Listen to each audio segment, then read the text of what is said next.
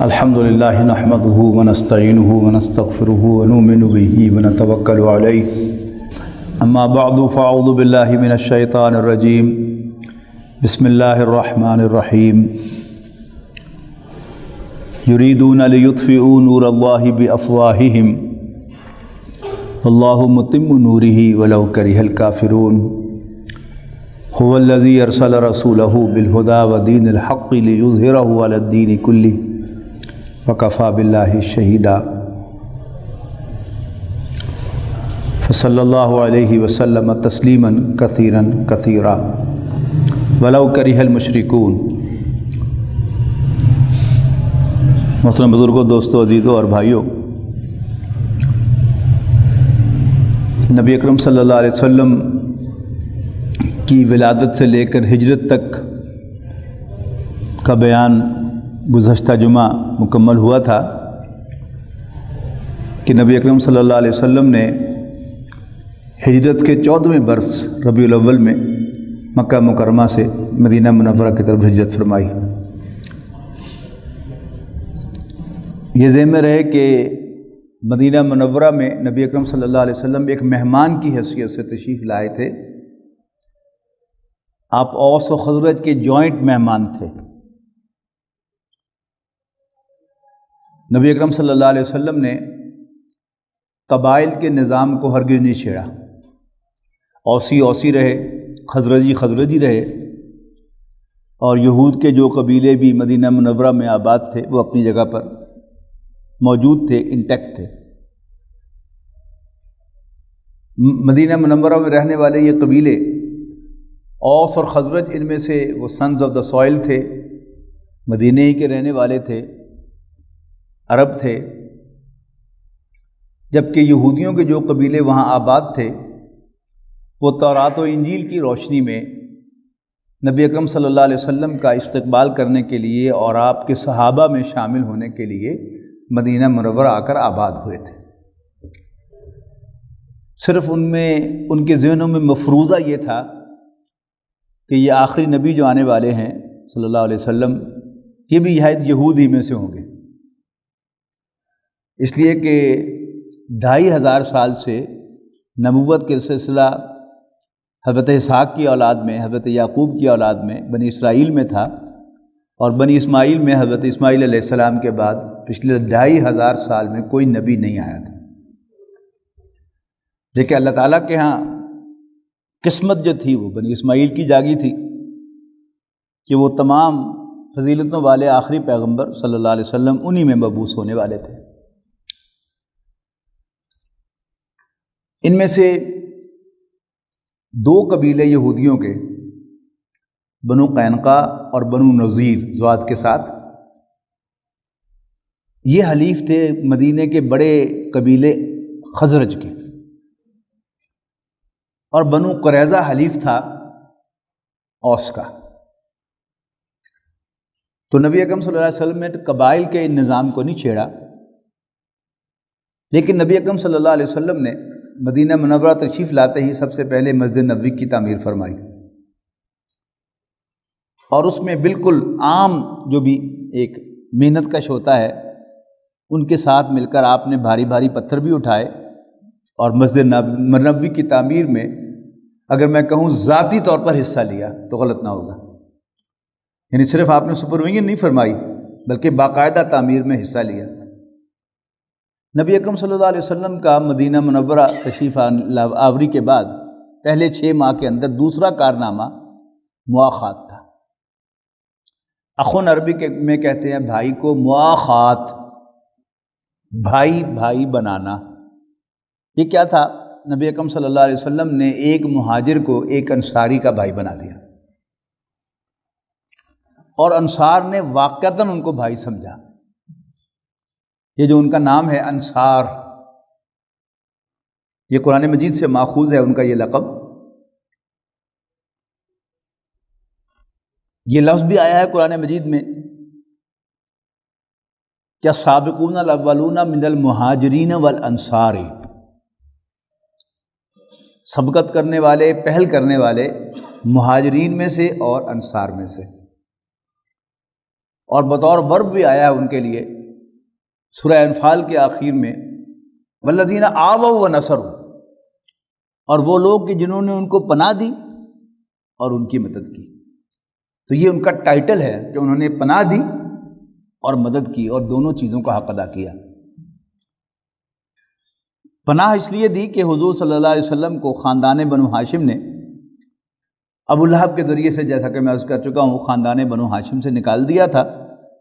اب اوس اور خزرج نے رسول اللہ صلی اللہ علیہ وسلم کو اڈاپٹ کیا، گویا آپ کو پناہ دی، اور پھر جان و مال کے ساتھ حضور صلی اللہ علیہ وسلم کی نصرت فرمائی۔ اس لیے وہ نصرو ہیں، آوو بھی ہیں، نصرو بھی ہیں۔ اولئک ھم المؤمنون حقا، یہ سب کے سب سچے مومن ہیں، جن کے ایمان کی قرآن مجید گواہی دے رہا ہو ببانگ دہل۔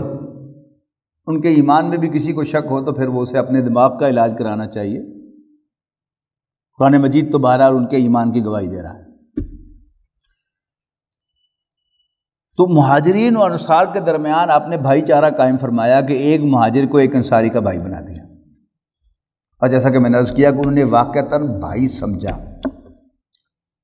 حقیقی بھائیوں کے ساتھ بھی انسان اس طرح کا برتاؤ نہیں کرتا جیسا برتاؤ مہاجرین کے ساتھ انصار نے کیا۔ آپ نے کہا کہ یہ تمہارا بھائی ہے، وہ اس کو گھر لے کر گیا، کسی نے گھر میں دیوار کھینچ دی کہ یہ میرا گھر ہے، اللہ کے رسول نے تجھے میرا بھائی بنایا ہے، اور یہ آدھا حصہ تمہارا ہے، یہ آدھا میرا ہے۔ بہت سے صحابہ نے ان سے ہیلپ لی نہیں، لیکن بہرحال ایکسٹینڈ کی سب نے۔ جیسے حضرت عبد الرحمن ابن عوف رضی اللہ تعالیٰ عنہ نے اپنے انصاری بھائی سے کہا کہ بس تمہارا بہت شکریہ، تم مجھے بازار کا راستہ بتاؤ اور میں خود کاروبار کروں گا۔ اللہ تعالیٰ نے ان کو کاروبار کا طریقہ سمجھایا ہوا تھا، پہلے بھی وہ کاروباری تھے، پھر بھی انہوں نے کاروبار کیا، اللہ نے ان کو بڑی برکت دی تھی ان کے مال میں۔ لیکن بہرحال مہاجرین انصار نے کوئی کسر نہیں چھوڑی، اور جو حد کا واقعہ ہے وہ تو وہ ہے کہ ایک انصاری صحابی اپنے مہاجر بھائی کو گھر لے کر گئے اور گھر کا سامان بھی بانٹ دیا۔ آخر میں کہنے لگے کہ اللہ کے رسول نے تمہیں میرا بھائی بنایا ہے، میری 2 بیویاں ہیں، میں یہ برداشت نہیں کر سکتا کہ جس سے اللہ کے رسول نے میرا بھائی بنایا ہے وہ غیر متحر زندگی گزارے اور میں 2 بیویوں کے ساتھ ہوں۔ پردے کے حکام آئے نہیں تھے، کہا کہ یہ 2 میری بیویاں ہیں، تم بتاؤ تمہیں کون سی پسند ہے کہ میں اس کو طلاق دے دوں اور تم اس سے نکاح کر لو۔ یعنی پناہ دینا، ہیلپ کرنا، شاید اس سے بڑی مثال کوئی اور نہیں ہو سکتی۔ بہرحال جیسا کہ میں نے عرض کیا کہ اکثر صحابہ نے ان سے وہ ہیلپ لی نہیں، لیکن بہرحال انصار نے حق ادا کر دیا مدد کرنے کا اور ان کو بھائی سمجھنے کا۔ تیسرا کام آپ نے یہ کیا کہ مدینے کے 5 قبائل کو میز پر بٹھایا، اس لیے کہ اوس اور خزرج کے درمیان بھی کئی لڑائیاں ہو چکی تھیں، اور ظاہر بات ہے کہ ان کے جو حلیف قبائل تھے وہ بھی ان کے ساتھ لڑتے تھے۔ لہذا نبی اکرم صلی اللہ علیہ وسلم نے ان قبائل کے سرداروں کو بٹھا کر میز پر انہیں قائل کیا کہ تم سب ایک ہی جگہ رہتے ہو، جہاں لوگ مل کر رہتے ہیں کچھ نہ کچھ اختلافات ضرور ہوتے ہیں، جو کسی نے کہا کہ 2 برتن ساتھ ساتھ پڑے ہوں تو کھڑکتے ضرور ہیں، لیکن تم اپنے مسائل کو گفت و شنید سے، گفتگو سے، بات چیت سے حل کیا کرو، ان مسائل کا کوئی پولیٹیکل حل ڈھونڈا کرو بجائے ملٹری سلوشن، آپس میں لڑا نہ کرو۔ انہوں نے کہا بالکل ٹھیک ہے۔ لہذا نبی اکرم صلی اللہ علیہ وسلم نے انہیں قائل کیا کہ ان کے آپس میں جو بھی مسائل ہوں گے وہ لڑنے کی بجائے گفت و شنید سے ان مسائل کو حل کرنے کے لیے طے کریں گے۔ لیکن لڑائی کی نوبت کب آتی ہے کہ جب کوئی فریق جو ہے وہ پیچھے ہٹنے کو تیار نہ ہو۔ گفت و شنید، بات چیت، پولیٹیکل سولوشن، یہ ہمیشہ گیو اینڈ ٹیک سے ہوتا ہے۔ اچھا تم یہ چیز چھوڑ دو، میں یہ چھوڑ دیتا ہوں، پھر بات آگے بڑھتی ہے۔ لیکن اگر ایک فریق کہتا ہے کہ میں چھوڑنے کو تیار نہیں ہوں تو پھر بات وہیں رک جاتی ہے۔ تو اگلا سوال یہ آیا کہ اگر کوئی فریق جو ہے اس میں کوئی چیز چھوڑنے کو تیار نہ ہو تو گیو اینڈ ٹیک تو نہیں ہو سکتا. اگر آپ you want to take something you have to give something. تو پھر کیا ہوگا؟ تو کیونکہ نبی اکرم صلی اللہ علیہ وسلم اس گفتگو کو چلا رہے تھے آگے، لہذا انہوں نے خود ہی کہا ہوگا کہ جی پھر آپ کا فیصلہ ہم ماننے کے لیے تیار ہیں. یعنی اوس اور خزرج جو تھے انہوں نے تو حضور صلی اللہ علیہ وسلم کو رسول مان لیا تھا پہلے ہی، لیکن یہودی تو آپ کو رسول نہیں مان رہے تھے. لیکن آپ کی جو یہ ساری گفتگو تھی، اس کے نتیجے میں یوں کہہ لیے کہ ان کو اندازہ نہیں ہوا کہ ہم کیا کر رہے ہیں، یا ان سے صاحب ہو گیا، غلطی ہو گئی کہ انہوں نے رسول اللہ صلی اللہ علیہ وسلم کو آخری حکم مان لیا، فیصلہ کرنے والا مان لیا. اور یقیناً رسول اللہ صلی اللہ علیہ وسلم سے بہتر فیصلہ کرنے والا ہو بھی کوئی نہیں سکتا تھا، کیونکہ وہ نہ صرف یہ کہ حضور صلی اللہ علیہ وسلم کو اللہ کا رسول نہیں مانتے تھے، بلکہ حضور صلی اللہ علیہ وسلم کے جانی دشمن بھی تھے. لہٰذا وہ اب ٹیبل پر بیٹھے ہیں، ایک بات جو ہے وہ آ گئی، اس نے بھی مان لی، اس نے بھی مان لی، اس نے بھی مان لی، تو جسے پنجابی کہتے ہیں شرم بشرمی، وہ چوتھا بھی مان ہی لیتا ہے، پانچواں بھی مان ہی لیتا ہے. تو انہوں نے حضور صلی اللہ علیہ وسلم کو حکم مان تو لیا لیکن دل سے تسلیم نہیں کیا. اس کا نتیجہ کیا نکلا؟ ان کی وہ جو سازشی ذہن تھا وہ ایوری ناؤ اینڈ دین کچھ تھوڑی تھوڑی دیر کے بعد سامنے آتا رہا. تو چونکہ اب فیصلہ کرنے والے رسول اللہ صلی اللہ علیہ وسلم تھے، تو پہلے سب سے معاملہ جو ہے بنو نذیر اور بنو قینقاع کا آیا ایک دوسرے کے بعد. انہوں نے اس معاہدے کی خلاف ورزی کی. تو اب چونکہ یہ دونوں قبائل جو تھے وہ بنو خزرج کے حلیف تھے، لہذا عبداللہ ابن ابی جو خزرجی سردار تھا وہ بڑا سب سے بڑا منافق، وہ آیا اور اس نے رسول اللہ صلی اللہ علیہ وسلم سے بدتمیزی بھی کی. اور اس نے کہا کہ یہ ہمارے حلیف ہیں، آپ ان کے ساتھ جو ہے وہ نرم معاملہ کریں. تو رسول اللہ صلی اللہ علیہ وسلم نے کہا کہ اچھا ٹھیک ہے، نرم معاملہ یہی ہے کہ نہیں، مدینہ چھوڑنے کی اجازت ہے، لیکن جو بھی موویبل ہے وہ لے جا سکتے ہیں سوائے ہتھیاروں کے. یعنی ہتھیار چھوٹے سے چھوٹا بھی انہیں چھوڑ کے جانا پڑے گا، باقی جتنی بھی پراپرٹی ہے، جتنی بھی اتار کے اٹھا کے لے جا سکتے ہیں لے جائیں. تو انہوں نے اپنے ہاتھوں سے اپنے کواڑ، کھڑکیاں اور جو چھتوں کے چھتیر تھے وہ بھی اتار کے لے گئے، اور اپنے ہاتھوں سے انہوں نے اپنے گھر اجاڑے. قرآن مجید میں ذکر ہے سورہ حشر میں ان کا، یخربون بیوتہم بایدیہم، اپنے ہاتھوں سے وہ اپنے گھروں کو اجاڑ رہے تھے، لے گئے. نبی اکرم صلی اللہ علیہ وسلم نے اس معاہدے کے بعد، یہ پہلے 6 مہینے میں 3 کام مکمل ہو گئے. اس کے بعد نبی اکرم صلی اللہ علیہ وسلم نے باہر کا رخ کیا. اس باہر کے رخ میں آپ نے جو ایکٹیویٹی کی اس کے 2 حصے تھے. 8 مہمیں رسول اللہ صلی اللہ علیہ وسلم نے روانہ فرمائی غزوہ بدر سے پہلے. یعنی پہلی مہم آپ نے روانہ فرمائی رمضان سن 1 ہجری میں، اور غزوہ بدر ہوا رمضان سن 2 ہجری میں. تو 1 سال کا یہ فصل ہے. اس 1 سال میں نبی اکرم صلی اللہ علیہ وسلم نے 8 مہمیں روانہ فرمائی. ان میں سے 4 میں آپ بنفس نفیس شریک ہوئے. گویا وہ 4 غزوات تھے اور 3 سرایا تھے. سریہ کہتے ہیں نا اس مہم کو جسے رسول اللہ صلی اللہ علیہ وسلم نے روانہ فرمایا لیکن خود شریک نہیں ہوئے، وہ سریہ ہے. اور غزوہ وہ مہم ہے جس میں رسول اللہ صلی اللہ علیہ وسلم خود بھی شریک ہوئے. تو 4 میں آپ خود شریک ہوئے، 4 میں آپ نے صرف اپنے بندوں کو بھیجا. یہ جو مہمیں تھیں ان کا کام کیا تھا؟ جزیرہ نما عرب میں اپنی پریزنس کا احساس دلانا. کس کو؟ قریش کو. میں زندہ ہوں اور میں تمہارے تجارتی راستوں کو کاٹ سکتا ہوں. تجارتی راستے کون سے تھے؟ اگر آپ کے ذہن میں سعودی عرب کا وہ نقشہ ہو تو اوپر سے ٹیپرنگ ہے اور نیچے سے براڈ ہے. نیچے جو ہے بحیرہ عرب ہے اور اس کے بائیں طرف مغرب میں بحیرہ احمر ہے، اور دائیں طرف جو ہے وہ نیچے خلیج فارس ہے، اور پھر اس کے بعد پھر اوپر ایران، عراق، اور پھر اوپر چلے جائیں آپ شمال میں تو فلسطین، اردن، شام، یہ سارے علاقے ہیں، اور پھر اس کے بعد یورپ شروع ہو جاتا ہے. مغرب میں جائیں ٹاپ کے مغرب پر تو وہاں مصر ہے. اب جہاں پر نہر سویز ہے وہ تو بعد میں بنائی گئی ہے نا، لیکن یہ جڑا ہوا علاقہ تھا جہاں نہر سویز بنی ہے۔ مکہ مکرمہ اور مدینہ منورہ کا فرق بھی سمجھ لیجئے۔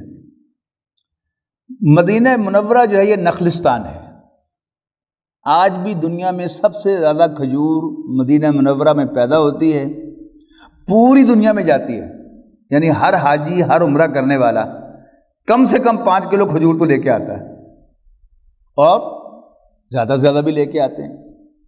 اور رمضان کے دنوں میں نے امریکہ کے اندر بھی بکتی دیکھی ہیں تمر من مدینہ، مدینے سے آئی ہوئی کھجور، جو عام جو ہے ان کے سٹالز پر مساجد کے ساتھ جو دکانیں ہوتی ہیں وہاں پر وہ بکتی ہیں، تو اس کا مطلب ہے کہ ساری دنیا میں جاتی ہیں، اتنی کھجور ہے وہاں پر۔ اس کے مقابلے میں مکہ جو ہے یہ نہ وہاں پر بارش، نہ وہاں پر پانی نہیں ہے تو ہریاول نہیں ہے، کچھ نہیں اگتا، اور کوئی انڈسٹری بھی نہیں ہے، بنتا بھی کچھ نہیں ہے۔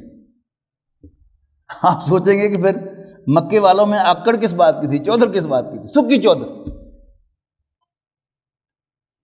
ہاں، ان کو جو اعزاز حاصل تھا، آج بھی آپ کو معلوم ہے کہ سعودی عرب کا بادشاہ اپنا ٹائٹل خادم الحرمین الشریفین اس پر فخر کرتا ہے، ملک کہلانے کی بجائے خادم الحرمین کہلاتا ہے، اس میں اعزاز ہے۔ تو مکے والے جو تھے ان کو اعزاز یہ تھا کہ وہ کعبے کے متولی تھے، اور ہر قبیلے کا ایک بت جو ہے وہ ان کے پاس تھا کعبے کے اندر، اور جس نے بھی حج کرنا ہے، عمرہ کرنا ہے، بہرحال اسے مکہ آنا ہے۔ اچھا، اب حاجیوں کی اور عمرہ کرنے والوں کی خدمت یہ اپنے لیے فخر سمجھتے تھے۔ پیسہ کہاں سے آتا تھا؟ یعنی ان میں خود تاجر بہت کم تھے جن کے پاس سرمایہ تھا، اور وہ باقاعدہ تجارت کا مال جو ہے وہاں سے خرید کر وہاں لے کے جاتے تھے، اور پوری دنیا سے جو استعمال کی چیزیں ہیں وہ لے کے آتے تھے اور حج کے دنوں میں فروخت کرتے تھے۔ اگرچہ ان سے بڑے بڑے لوگ جو تھے وہ خرید کر مفت بیچتے تھے۔ آج بھی اگر آپ نے ایون اسی سال بھی اگر آپ نے حج کیا ہے تو نوٹ کیجئے کہ وہاں پر کبھی آپ نماز پڑھ کے نکلتے ہیں حرم سے تو سامنے ایک بڑا ٹرالا جو ہے وہ کھڑا ہوتا ہے، ہر ایک آدمی کو مفت جوس دے رہا ہوتا ہے، کبھی وہ منرل واٹر کی چھوٹی بوتل جو ہے وہ فری سب کو دے رہے ہوتے ہیں۔ پھر حج کے موقع پر عرفات میں ایک ٹرالا ادھر کھڑا ہے وہ لنچ پیک دے رہا ہے، ایک ٹرالا ادھر کھڑا ہے وہ پھل دے رہا ہے سب کو، ایک ٹرالا ادھر کھڑا ہے جو جوس دے رہا ہے، ایک ٹرالا ادھر کھڑا ہے کہ جو پانی دے رہا ہے۔ آج بھی ان کی یہ روایت جو ہے وہ برقرار ہے۔ تو وہی جو تاجر باہر سے لے کے آتا تھا اور کچھ صاحب ثروت لوگ خریدتے تھے اور حاجیوں کو پلاتے تھے، تو انکم کا ذریعہ تو ہو گیا نا بارہ جو بیچنے والا ہے اس کا۔ لیکن عرب کی مکے کے لوگوں کا اصل جو بزنس تھا وہ کیا تھا؟ وہ کارگو بزنس تھا، کہ مشرق سے جو بھی سامان تھا وہ آتا تھا اور یمن کی بندرگاہ پر اترتا تھا، اور وہاں سے بائی سرفیس وہ یورپ کی طرف جاتا تھا اونٹوں پر لاد کے۔ اب موٹر وے تو بہت دور کی بات ہے، باقاعدہ راستے بھی نہیں تھے، اور کوئی روشنی کا بندوبست، کوئی اور سیکیورٹی کا بندوبست بھی نہیں تھا، اور قافلے لٹتے بھی تھے۔ قریش کا قافلہ نہیں لٹتا تھا، یعنی عرب کے تمام لوگ انہیں پیردادوں کی طرح ٹریٹ کرتے تھے۔ جیسے آج سے 40 سال پہلے تک، 50 سال پہلے تک کوئی بس لوٹی جاتی تھی اور سامان لوٹنے کے بعد ڈاکوؤں کو پتہ چلتا تھا کہ فلانا تو سید ہے، تو اس کو سامان بھی لا کے واپس کرتے تھے اور معافی بھی مانگتے تھے اور دعا کے بھی کہتے تھے سید بادشاہ تاری دعا ہی کافی ہے۔ تو اسی طرح مکے کے لوگ جو ہے یہ پیرزادوں کی طرح ٹریٹ ہوتے تھے، پورے عرب کے لوگ انہیں ایک رسپیکٹ دیتے تھے۔ باقی سارے قافلے لٹتے تھے، ان کا قافلہ نہیں لٹتا تھا۔ لہذا ان کا جو سب سے بڑا بزنس تھا مکے والوں کا، وہ کارگو بزنس تھا، کہ وہ یمن کے ساحل سے سامان اٹھاتے تھے اونٹوں پر، اور اونٹوں پر لاد کر اسے یورپ کی طرف پہنچاتے تھے۔ اب چونکہ ان کا قافلہ لٹتا نہیں تھا، تو یوں سمجھیے کہ ان کے پاس جو بھی مال ہوتا تھا ٹرانسپورٹیشن کے لیے وہ انشورڈ ہوتا تھا۔ اور آپ بھی کاروبار کرتے بھی ہیں، سمجھتے بھی ہیں کاروبار کو، کہ جو بھی پارٹی جو بھی کارگو کمپنی آپ کو انشورنس بھی پرووائڈ کرے تو آپ اس کو زیادہ پیسے دے کر بھی کام اسی کو دیں گے کہ بھائی ٹھیک ہے. لہٰذا یہ انہوں نے یہ پورا کا پورا بزنس جو تھا اس کو مونوپولائز کیا ہوا تھا، کوئی خطرہ نہیں تھا. اب باقی سب کے لیے قریش کون تھے؟ پیرزادے تھے، کعبے کے متولی تھے، بڑے پاک اور متبرک لوگ تھے. لیکن رسول اللہ صلی اللہ علیہ وسلم اور آپ کے ساتھیوں کے لیے تو یہ نجس تھے، مشرک تھے. تو نبی اکرم صلی اللہ علیہ وسلم نے اپنے مختلف دستے بھیج کر قریش کو ایک تو یہ احساس دلایا کہ دیکھو نقشے میں نوٹ کیجیے گا، مکہ نیچے ہے اور اوپر شمال میں مدینہ ہے، پھر آگے فردر جو ہے وہ شام ہے، یورپ ہے. تو مدینے کے دائیں بائیں سے وہ سارے کاروان روٹس گزرتے تھے. تو رسول اللہ صلی اللہ علیہ وسلم نے مکے والوں کو یہ احساس دلایا کہ دیکھو میں تمہاری معاشی ناکہ بندی کر سکتا ہوں. یعنی ان کے راستوں کو آپ نے مخدوش بنا دیا، خدشہ کہ کہیں محمد اور ان کے ساتھی صلی اللہ علیہ وسلم رضی اللہ عنہ ہمارے قافلوں کو انٹرسپٹ نہ کریں. دوسرا، نبی اکرم صلی اللہ علیہ وسلم نے ایک کام اور کیا کہ ان مہموں کے ذریعے سے آپ نے مختلف قبائل کے ساتھ رابطہ کیا اور انہیں پیشکش کی کہ تم میرے الائز بن جاؤ، میرے اتحادی بن جاؤ. کسی قبیلے نے معذرت کی کہ نہیں، آپ کی لڑائی چونکہ قریش کے ساتھ ہے لہٰذا ہم افورڈ نہیں کر سکتے کہ ہم قریش کو افینڈ کریں. جیسے آج امریکہ کی بدماشی ہے نا دنیا میں، کہ جس کے ساتھ امریکہ اپنی ناراضگی شو کر رہا ہو، خواہ ناراض ہو یا نہ ہو، جیسے ایران ہے، آپ اس کے ساتھ پائپ لائن کا معاہدہ بھی نہیں کر سکتے. ختم ہو گیا کہ نہیں؟ حالانکہ اس میں انڈیا کی دلچسپی بھی تھی، لیکن بہرحال امریکہ نے آنکھیں دکھائیں اور وہ سارا کچھ جو ہے وہ کیا دھرا رہ گیا وہیں پر وہیں، اور وہ پائپ لائن اور نہ ہمیں گیس ملی نہ پیٹرول ملا، اور وہ ساری کی ساری اسکیم جو تھا وہ سرد خانے میں چلی گئی. تو اگر کسی قبیلے نے کہا کہ چونکہ آپ کی قریش کے ساتھ لڑائی ہے اور ہم قریش کو ناراض نہیں کر سکتے، سوری، تو رسول اللہ صلی اللہ علیہ وسلم سے ایک الٹرنیٹ پیش کیا گیا کہ اچھا تم نیوٹرل رہنے کا معاہدہ کر لو میرے ساتھ، کہ اگر میری اور قریش کی لڑائی ہوگی تو تم نیوٹرل رہو گے. اب یہ دونوں قدم کیا تھے؟ یہ قریش کو پولیٹیکلی آئسولیٹ کرنے کے لیے تھے. یعنی کوئی حضور کا حلیف بن جائے صلی اللہ علیہ وسلم اور کوئی آپ کے ساتھ نیوٹرل رہنے کا معاہدہ کر لے. یہ بھی کیا تھی؟ یہ قریش کی شکست. اب یہ وہ دو چیزیں تھیں کہ جو قریش کو مجبور کر رہی تھی کہ وہ رسول اللہ صلی اللہ علیہ وسلم کا اپنے خیال میں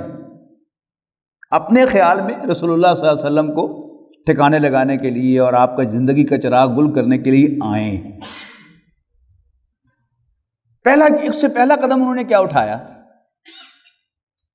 کہ جب یہ اطلاع ملی قریش کو کہ کسی قافلے کا مسلمانوں کے ساتھ کچھ لے دے ہوئی ہے، کچھ تبادلہ ہوا ہے تیر چلانے کا، تو قریش کو بڑا غصہ آیا. اچھا یہ جرت، تو کیوں نہ ہم اس کو مزہ چکائیں محمد کو اور صلی اللہ علیہ وسلم اور ان کے ساتھیوں کو. لہذا ایک فنڈ ریز کیا گیا بہت بڑا. قریش نے ایک فنڈ ریز کیا اور اس سے بڑا قیمتی کا سامان خریدا جو جا کے یورپ جا کے بیچا جا سکتا تھا، اور یہ طے کیا کہ اس سے جو آمدنی ہوگی، یعنی باقی جو قافلے تھے وہ تو انڈیویجولز کے ہوتے تھے نا، یہ کیا تھا؟ یہ قریش کا اجتماعی قافلہ تھا. اس سے جو آمدنی ہوگی ہم محمد اور اس کے ساتھیوں کو صلی اللہ علیہ وسلم ان کے خیال کے مطابق کرش کرنے کے لیے استعمال کریں. رسول اللہ صلی اللہ علیہ وسلم کو اس کی خبر ہوئی. یہ ابھی تک میں اس کا کوئی سراغ نہیں لگا سکا کہ نہ فون تھا، نہ ٹیلی گراف تھی، نہ ٹیلی گرام تھی، نہ انٹرنیٹ تھا، نہ ٹی وی چینلز تھے، کہ خبریں ادھر سے ادھر کیسے جاتی تھیں. لیکن آپ سیرت پڑھے تو آپ کو جا بجا معلوم ہوگا کہ حضور یہاں سے نکلے تو ان کو پتا تھا، وہ وہاں سے نکلے تو ان کو پتا تھا. تو وہ قافلہ روانہ ہوا تو حضور صلی اللہ علیہ وسلم کو اس کی خبر ہوئی. اب چونکہ وہ قافلہ حضور صلی اللہ علیہ وسلم کے خلاف ہی ترتیب دیا گیا تھا، لہذا حضور صلی اللہ علیہ وسلم کو اخلاقی حق حاصل تھا کہ آپ اسے انٹرسیپٹ کریں، اور نبی اکرم صلی اللہ علیہ وسلم مہاجرین کی ایک جماعت لے کر نکلے اس قافلے کا راستہ روکنے کے لیے، لیکن اللہ تعالیٰ کو منظور نہیں تھا، وہ قافلہ آگے نکل گیا، آپ بعد میں پہنچے اس جگہ پر، یعنی 2 دن کا فصل ہو گیا۔ لیکن نبی اکرم صلی اللہ علیہ وسلم نے 2 کام کیے، ایک تو آپ نے وہیں قیام فرمایا کہ واپس آئے گا تو اس کو ہم پکڑیں گے، اور دوسرا کام آپ نے یہ کیا کہ اپنے کچھ بندے جو ہیں وہ پیچھے بھیج دیے کہ تم ان کی نقل و حرکت کی ہمیں خبر دیتے رہو کہ کب یہ وہاں سے روانہ ہوتے ہیں شام سے اور کب یہ کہاں پہنچیں گے۔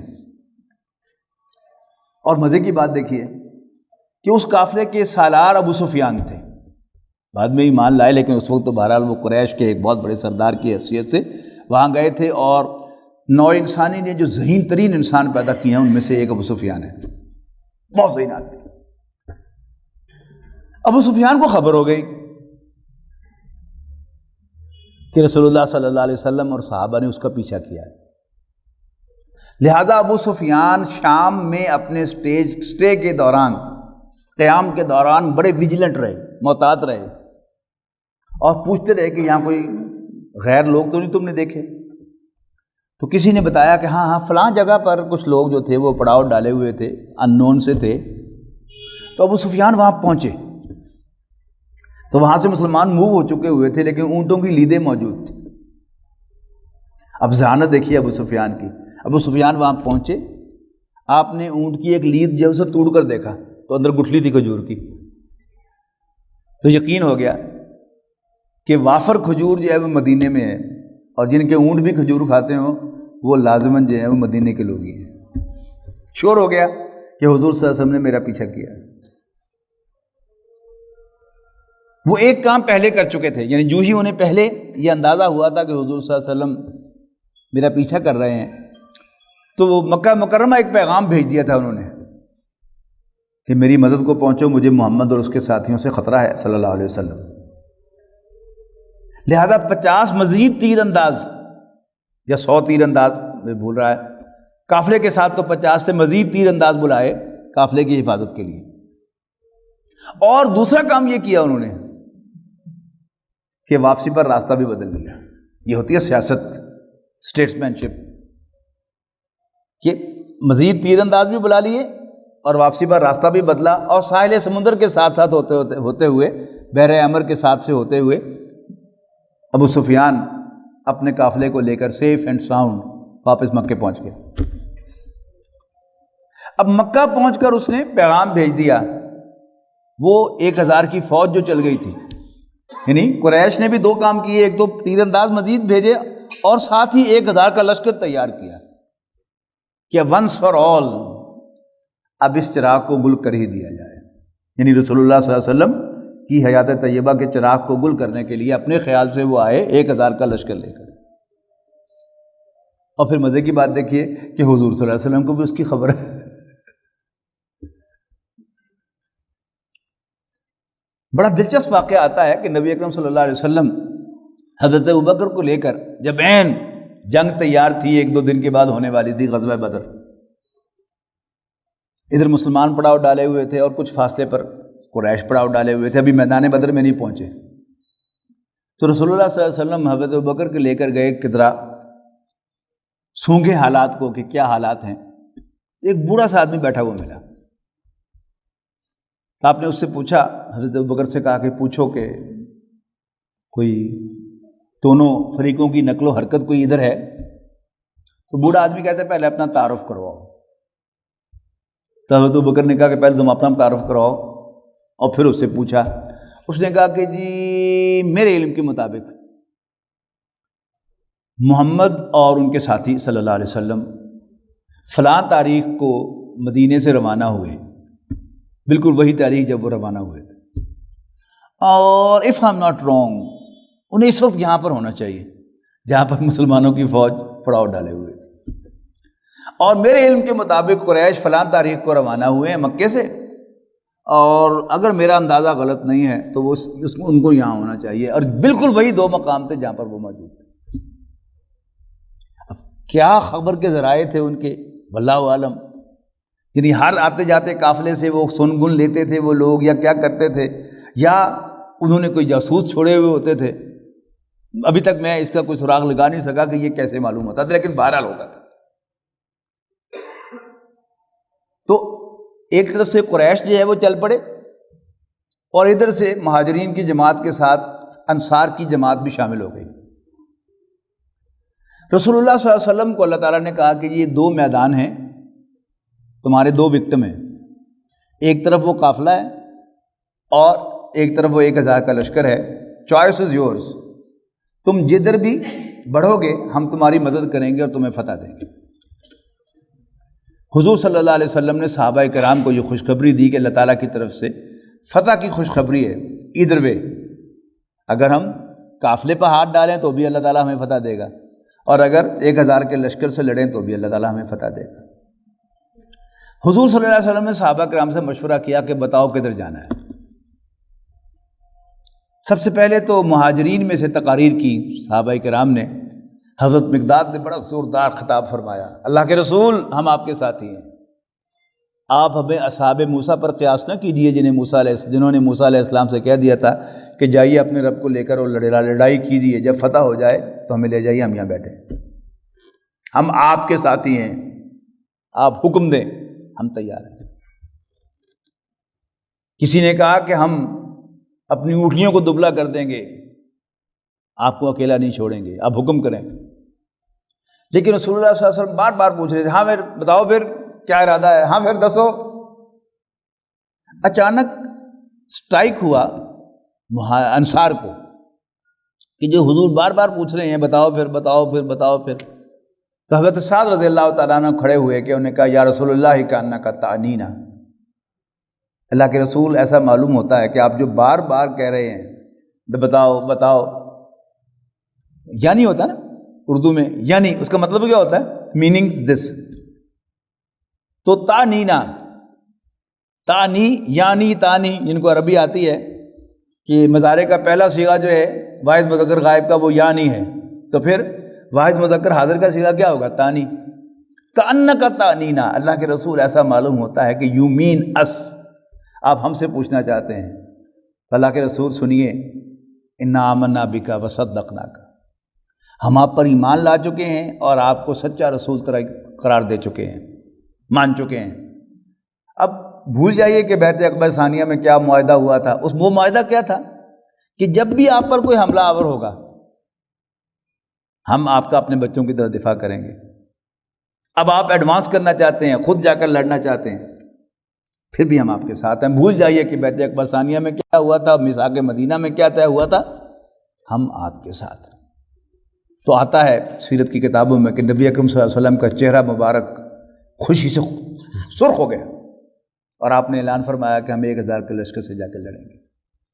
ادھر کیا ہوا کہ جب ابو سفیان اپنے قافلے کو لے کر ساحل سمندر کے ساتھ ساتھ ہوتے ہوئے مکہ پہنچ گئے تو انہوں نے پیغام بھیجا لشکر قریش کو کہ واپس آ جاؤ، میں سیف اینڈ ساؤنڈ پہنچ گیا ہوں مکہ. اب ان میں اختلاف رائے ہو گیا. ان میں جو سلجھو قسم کے اس قریش میں سے لوگ تھے سب کے سب کافر، سب کے سب مشرک، لیکن ان میں سے جو سلجھو تھے انہوں نے مشورہ دیا کہ نہیں، ہمیں خام خواہ لڑنے کی ضرورت نہیں ہے، ہم جس مقصد کے لیے آئے تھے وہ مقصد پورا ہو گیا، ہمیں واپس چلا جانا چاہیے اور خام خواہ لڑائی نہیں کرنی چاہیے. عتبہ بن ربیعہ ان میں سے ذرا عمر میں بڑا بھی تھا، پیسے والا بھی تھا، وہ مشورہ دے رہا تھا کہ نہیں، ہمیں محمد کو عرب کے حوالے کر دینا چاہیے صلی اللہ علیہ وسلم. اگر محمد غالب آ گئے پورے عرب پر تو ہماری ہی فتح ہوگی نا، ہم میں سے ہے، ہمارا بچہ ہے، کرشی ہے، تو قریش غالب آ جائیں گے پورے عرب پر، اس کے ذریعے ہمیں اور کیا چاہیے. اور اگر قریش غالب آ گئے، عرب والے غالب آ گئے محمد پر صلی اللہ علیہ وسلم، تو جو کام ہم کرنا چاہتے ہیں وہ ہو جائے گا، لیکن ہم بدنامی سے بچ جائیں گے کہ ہم نے اپنے بھائی کا خون کیا.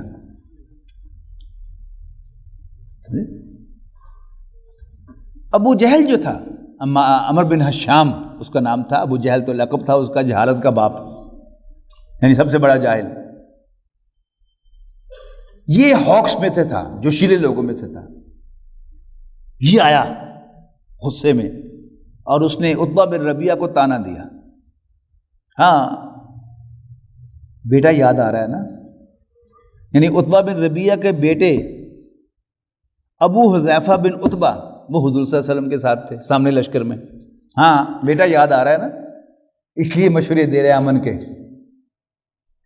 اور دوسرا کام یہ کیا کہ ان 8 مہموں میں سے جو ایک مہم تھی جو آپ نے طائف کے قریب نخلا ایک وادی ہے اس کی طرف بھیجی تھی، یہ بڑی عجیب مہم تھی کہ آپ نے 7 آدمیوں کا ایک دستہ بنایا، ان کا ایک امیر مقرر کیا اور اس کو ایک سیل لیٹر دیا اور اس کو کہا کہ ادھر چلے جاؤ اور 2 دن کا سفر کر کے میرا خط کھولنا اور انسٹرکشن کے مطابق عمل کرنا. انہیں 2 دن کا سفر کر کے خط کھولا تو خط میں تھا کہ نخلا چلے جاؤ، یعنی بھیجا ادھر تھا لیکن جانا ادھر تھا. نخلا چلے جاؤ اور وہاں پر قریش کی نقل و حرکت کو نوٹ کرو اور مجھے اطلاع دیتے رہو. جب انہوں نے خط کھولا تو کمال دانش مندی کا مظاہرہ کیا. خط کھول کر کہا کہ اللہ کے رسول نے مجھے حکم دیا ہے کہ میں نخلا میں جاؤں اور وہاں جا کر قیام کروں. نخلا مکہ مکرمہ سے کوئی 60-70 کلومیٹر دور تھا صرف، یہ تو 400 کلومیٹر دور تھا مدینہ. تو مجھے تو اللہ کے رسول نے حکم دیا ہے، میں تو ان کی حکم کی پرائز کروں گا، تعمیل کروں گا. میں تمہیں آزاد کرتا ہوں، اگر تم اس مشکل مہم پر نہیں جانا چاہتے تو چلے جاؤ واپس، میں تو جاؤں گا. نتیجہ کیا نکلا؟ سب صحابہ نے کہا کہ کیوں، ہم بھی جائیں گے، اللہ کے رسول کی خواہش کو ہم بھی پورا کریں گے. وہاں پر کیا ہوا کہ رجب کی آخری تاریخ تھی. رجب جو ہے حرمت والے مہینوں میں سے ایک ہے. رجب کی آخری تاریخ تھی اور قریش کا ایک قافلہ وہاں سے گزر رہا. وہاں پر جو مال تجارت تھا وہ بہت مہنگا تھا، چمڑے کا سامان تھا اور کشمش تھی. وہاں پر کچھ ان کا مڑبیر ہوئی، تو میں ہوئی، اور وہ ہو جاتی ہے جب آپ کا دشمن آپ کے علاقے میں فریکوینٹلی نظر آئے تو آپ ایک دن پوچھ ہی لیتے ہیں اسے تو کی کر رہے ہیں. اب وہ بھی آگے سے گرم بولے گا تو پھر پہلے گرما گرم گفتگو ہوگی، پھر ہاتھا پائی شروع ہو جائے گی اور پھر اینی تھنگ کین ہیپن. تو مسلمانوں نے آپس میں مشورہ کیا کہ ہمیں جو ہے ان کو انٹرسیپٹ کرنا چاہیے. دوسرے کہا نہیں ہو حرمت والا مہینہ ہے. نے کہا حرمت والا مہینہ ہے تو پھر کیا انتظار کرو کہ تم یہ حرم کی سرزمین میں شامل ہو جائے، وہ بھی حرمت والے یہ بھی حرمت والی. دوبارہ اجتہاد کیا کہ ہمیں ان پر ہاتھ ڈال ہی لینا چاہیے. ہاتھ ڈالا، ایک کافر جو ہے وہ قتل ہو گیا، عبداللہ حضرمی نامی، اور ایک کو گرفتار، 2 کو گرفتار کر لیا، ایک بھاگ گیا.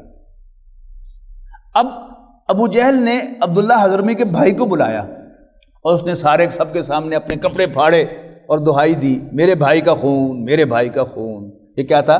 میرے بھائی کے خون کا بدلہ لیا جائے. یہ قریش کی ٹریڈیشن میں کسی کے خون کو بھڑکانے کے لیے بڑا ایفیکٹو ٹول تھا. لہذا عتبہ بن ربیعہ نے بھی کہا کہ ٹھیک ہے، اور باقی سب بھی تیار ہو گئے کہ ٹھیک ہے ہم خون کا بدلہ لیں گے. اور چونکہ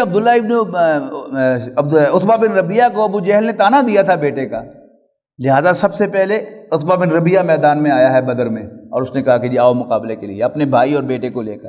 عتبہ، شیبہ اور ولید سب سے پہلے میدان میں آئے، اور دوسری طرف سے اس کے بیٹے حضرت ابو حذیفہ بن عتبہ میدان میں آ گئے. تو رسول اللہ صلی اللہ علیہ وسلم نے انہیں واپس بلا لیا کہ تمہارا باپ ہے، اگرچہ کافر ہے لیکن بہرحال تم میدان میں نہ اپنے باپ کے سامنے نہ جاؤ. اس کے بعد 3 انصاری صحابی نکل کر آئے. تو عتبہ نے کہا کہ پہلے اپنا تعارف کرواؤ. انہیں تعارف کروایا کہ ہم یہ خزرجی ہے، میں اوسی ہوں، یہ بھی خزرجی ہے. تو عتبہ چیخا، محمد صلی اللہ علیہ وسلم، ان کاشتکاروں سے لڑا کر ہماری بےزتی نہ کرو، ہماری ٹکر کے لوگ نکالو، کرشیوں میں سے، مہاجرین میں سے نکالو. تو پھر 3 صحابی، حضرت حمزہ، حضرت علی اور ایک اور صحابی جو ہے وہ آئے ہیں، اور پھر یہاں سے جنگ کا آغاز ہوا ہے. اللہ تعالیٰ نے بڑی فیصلہ کن فتح دے دی. وہ جو نخلا میں واقعہ پیش آیا تھا اس کا ریئیکشن کیا ہوا کہ وہ مال غنیمت لے کر رسول اللہ صلی اللہ علیہ وسلم کی خدمت میں حاضر ہوئے، پیش کیا مال غنیمت اور بتایا کہ ہم نے یہ کیا ہے. تو رسول اللہ صلی اللہ علیہ وسلم نے اظہار ناراضگی کیا کہ میں نے تمہیں یہ کرنے کے لیے نہیں کہا تھا، میں نے تو کہا تھا کہ وہاں ٹھہرو، قریش کی نقل و حرکت کو نوٹ کرو اور مجھے اطلاع دو. تو آپ نے مال غنیمت بھی قبول نہیں کیا، لیکن ان کے خلاف کوئی کورٹ مارشل بھی نہیں کیا، بس اگنور کیا کہ تم نے ٹھیک نہیں کیا۔ اللہ تعالیٰ نے بڑی فیصلہ کن فتح دے دی بدر کے میدان میں۔ 70 کرشی سردار مارے گئے، 70 قیدی بن گئے۔ اب یہ پہلا موقع تھا کہ مال غنیمت ہاتھ آیا تو سورہ انفال نازل ہوئی، اور اس میں وہ جو غنیمت کا سارا قانون تھا وہ نازل ہو گیا۔ یہ رہے قیدی، یہ بھی پہلا موقع تھا، تو رسول اللہ صلی اللہ علیہ وسلم نے پھر مشورہ فرمایا۔ اب اس کے مشورے میں 2 مختلف رائے آئیں، یعنی حضرت ابوبکر اور حضرت عمر کی رائے مختلف آئی۔ حضرت ابوبکر شریف آدمی، اول روز سے شریف آدمی، رسول اللہ صلی اللہ علیہ وسلم کے دوست تھے۔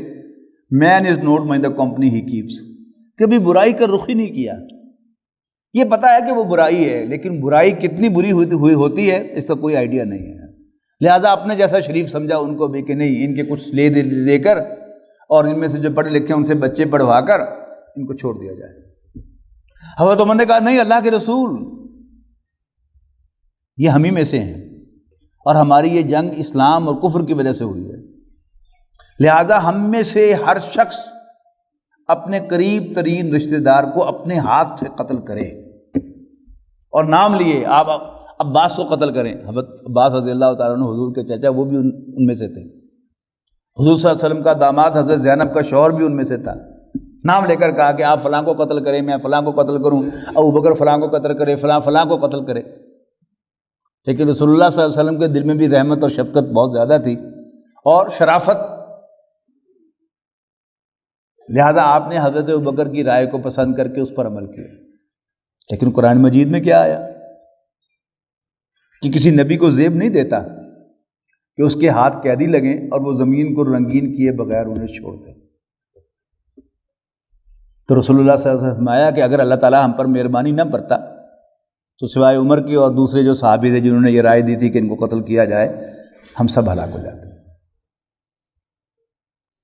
پھر ایک واقعہ تو میں بتائے بغیر نہیں رہ سکتا، غزوہ بدر کا، کہ جب تقاضا کیا گیا کہ کوئی نہ کوئی تاوان جو ہے وہ لے آؤ یا بچے پڑھا دو، تو حضور صلی اللہ علیہ وسلم کے داماد حضرت زینب کے شوہر کو چھڑانے کے لیے حضرت زینب نے ایک ہار بھیجا تاوان کے طور پر، پینلٹی کے طور پر۔ جب رسول اللہ صلی اللہ علیہ وسلم کے سامنے وہ ہار آیا تو آپ نے پہچان لیا کہ یہ تو خدیجہ کا ہار ہے، جو اپنی بیٹی کو دیا تھا انہوں نے۔ تو حضور صلی اللہ علیہ وسلم کی آنکھوں میں آنسو آ گئے۔ آپ نے صحابہ سے فرمایا کہ اگر تم مجھے اجازت دو تو میں زینب کو یہ ہار واپس کر دوں، یہ اس کے پاس خدیجہ کی نشانی ہے۔ تو صحابہ رو پڑے، اللہ کے رسول ہم سے کیوں پوچھ رہے ہیں؟ تو یہ سارے زمینی حقائق ہیں، یہ ٹھنڈی سڑک پر چلتے ہوئے ایئر کنڈیشن کار میں بیٹھے ہوئے اسلام غالب نہیں ہوا۔ یعنی نفسیاتی تکلیفیں، جسمانی تکلیفیں، تھریٹس، جانوں کی قربانیاں، سامنے اپنے ساتھیوں کا خون، یہ سب کچھ نبی اکرم صلی اللہ علیہ وسلم نے دیکھا، پھر اسلام غالب ہوا۔ اللہ تعالیٰ سے دعا ہے کہ اللہ تعالیٰ ہمیں سیرت النبی کو سمجھنے اور پھر اس کو مشعل راہ بنانے کی توفیق عطا فرمائے۔ آخر دعوانا الحمدللہ رب العالمین۔ خليل بالقرآن هو إمامنا على هداية الله